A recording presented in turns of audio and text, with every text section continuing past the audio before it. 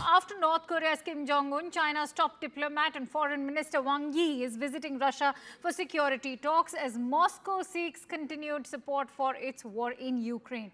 The Chinese diplomat is expected to be in Russia from Monday till Thursday for the 18th round of Russia-China security consultations. Wang Yi will also discuss a wide range of bilateral cooperation issues with his Russian counterpart Sergei Lavrov, including a discussion on Ukraine. China and Russia have grown closer as relations with the West have deteriorated for both the countries. And Foreign Ministry spokesperson for China, Mao Ning, called Wang Yi's visit to Russia a routine one to hold in-depth talks on major strategic security interests. Wang Yi is headed to Russia after concluding his two-day meet with US President Joe Biden's national security advisor, Jake Sullivan. The duo wanted to stabilize rocky relations between the US and China. Whether or not US and China have managed to do that is something that we will be discussing in just a bit. Let me also introduce my guest today. I'm joined in by Bishop Garrison, who's the adjunct professor at Georgetown University and also a fellow at the National Security Institute at JMU Law. Many thanks to you, Bishop, for joining in. Now, Wang Yi's visit comes days after Putin's much discussed welcome of the North Korean chairperson Kim Jong-un in Russia's Far East. How do you view the timing of China's foreign minister's visit, one that also is being touted as strategic security consultations?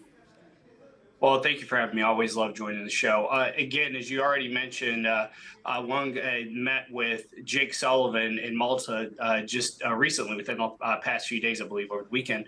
And this ultimately just shows that China is kind of in a full court press here at the moment in terms of its diplomatic outreach and trying to connect both with Russia and with the United States in this area. He went to Russia previously last February in the United States, rightfully, I believe, had concerns there. Now, what creates a little bit more complexity here is, just as you mentioned, Kim Jong-un's visit to Russia as well to meet with Vladimir Putin, and what that could mean for the geopolitical community.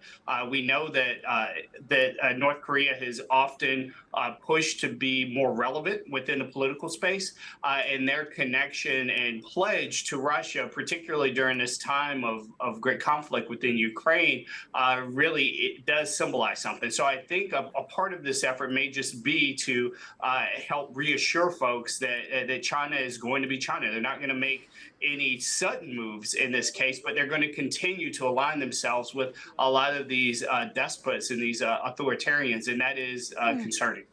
Bishop, it's interesting you say that, because many geostrategists also believe that any mutual North Korea-Russia support is happening only with China's knowledge or even implicit consent, given Beijing's proximity with both the countries.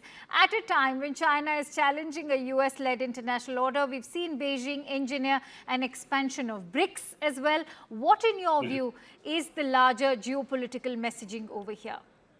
I mean, at the end of the day, China is concerned about China's own interests, and they are not going to let North Korea or Russia act in a way that is going to be to any type of detriment to China's long-term, to their longevity overall. And yes, they're going to continue to push the Western Hemisphere, particularly the United States, the UK and our allies, in terms of influence within a variety of global regions, but at the same time, they're going to reassure their own partners in other countries that they are not going to allow for North Korea and Russia to act too far out of their left and right boundaries. So I think you're right. China is not going to let those two countries act without their knowledge and really, to some degree, without their say-so. And a part of this meaning, I would suspect, is to reaffirm that and ensure that they have strong ties with those countries.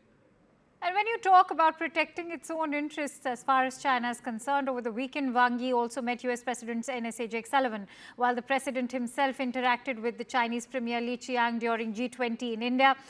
US has, of course, maintained that these are indications that the two nations want to stabilize economic growth. And in fact, US also wants to diversify its options. But having said that, Are both the nations also now preparing to step up engagement by bringing in military-level dialogues? Are these indications hinting in the possibility of a military-level dialogue between US and China?